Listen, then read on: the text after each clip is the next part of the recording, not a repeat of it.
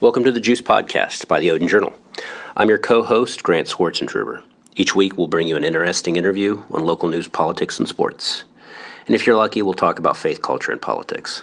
Today, we're talking to a special guest, national champion Dusty May, a graduate of Eastern Greene High School, 1995. So I was writing about this in the newspaper, and we put it on, like we were putting it online, and I kept having Nantes make comments about it. Mm-hmm. Yep.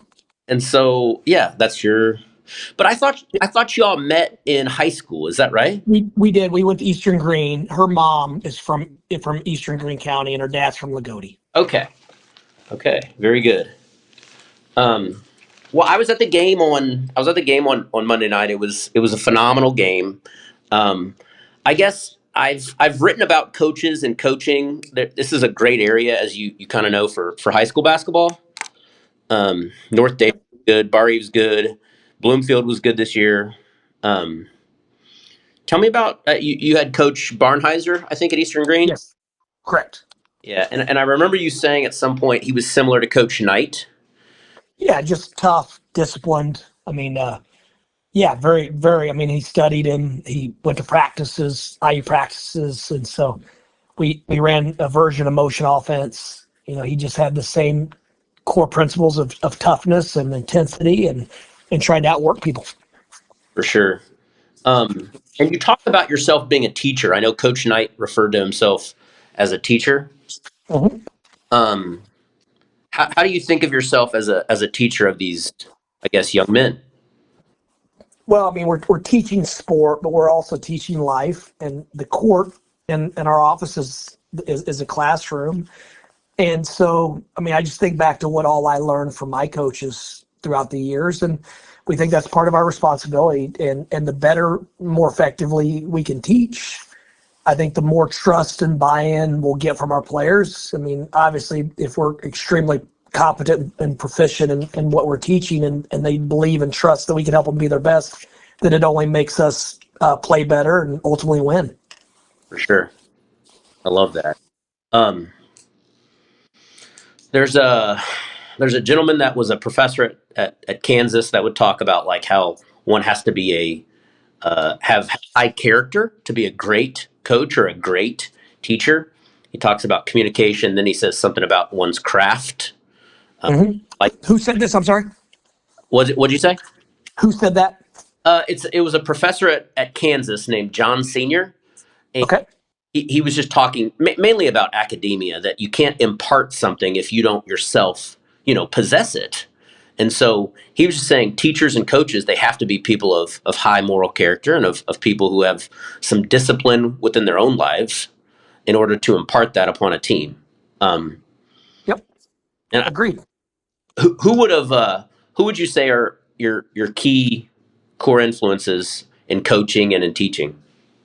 I mean, Coach Barnheiser obviously was the first and most influential, and then working for Coach Knight. And I think all of the coaches you work under and you also work with as an assistant impact how you think. They impact, how you see the world and how you see the sport.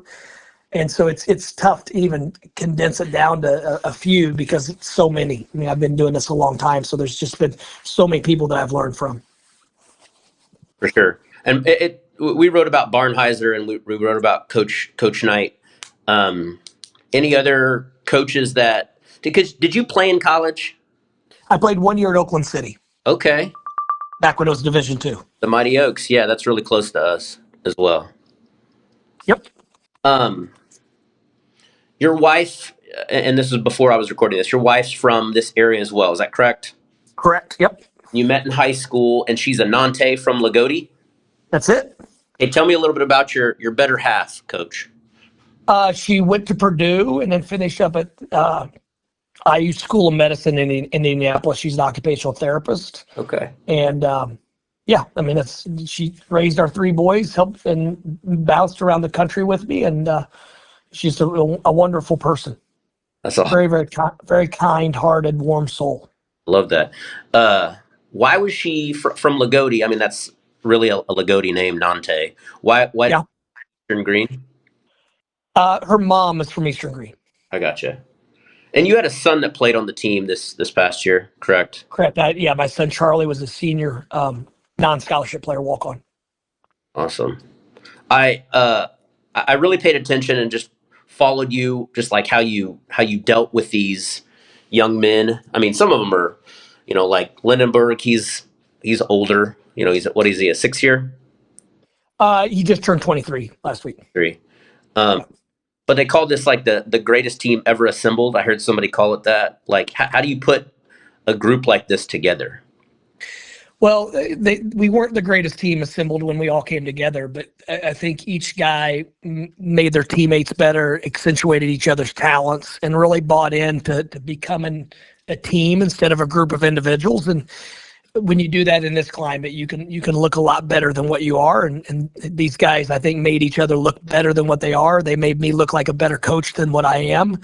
And so it's when everyone decides to give themselves to the team, 100% to the team, then special things could happen, and that's ultimately why we had the success we did. So, incredible. I mean, one of the best teams that's ever existed. I mean, is that fair? I mean, just now we have modern day, we have analytics, and the game has changed so much. But I think we're the second best team as far as metrics in history, and the best team metrically to ever win a national championship. Wow. So who was the best that didn't win? Well, one of the years, it's Duke. You'd have to research the year, but one of the Duke teams, I see. Okay. 2009 Duke or 2019, I can't remember which team it is. Sure. Okay. How were your teams back in the early and mid '90s at Eastern Greene? We were really good. We were it was during the time of we won the SWAC, we won our conference, and we'd win the Greene County Invitational, and things like that. But we were in the Bedford and Bloomington sectional as a 1A school, competing against Bloomington North, Bloomington South, Bedford North Lawrence, Edgewood, and Brown County. Oh yeah, because So we never advanced. Yeah, we were the last year of class basketball. uh, of non-class. Yeah. Of non-class basketball. One class basketball. Yeah. Did you ever beat North Davis? I think we always beat North Davies. And you said John Britton was on the teams. Yeah, I'm trying to remember all the names now. One of the Britons was my roommate at Evansville basketball camp, so I knew those guys well. There's Overton. There was, there might have even been a Swartzentruber or two. Yeah. Could they shoot? Everyone could shoot. It wasn't their heyday. It wasn't their better teams, but they were always good. And we ran cross country there. They hosted cross country meets. And actually a friend of my mother's owned a farm in Odin and in that area, and I would go down and bale hay for a week out of the summer as well. I love that. Where was that at? Somewhere in that vicinity around Odin. Sure. You ever been to the Tulip Trestle, Coach? No, are you talking about the train trestle? Yeah. No, there's the one over by us in Greene County. Is that the one that we call the viaduct? I think the viaduct. The viaduct. Yes. Yeah, of course I asked. That's awesome. Yeah, I actually went a few years ago. We took our boys there. I guess probably 10 years ago. Oh, that's awesome. Yeah, it's beautiful in the fall time. Have you been to Yeah. is it the Salisbury General Store there? Yoho's? Yeah, my wife's church is right next to it. So when we go home, which we don't get home very often now, on Sundays after church, we would go in there and eat and get the boys ice cream.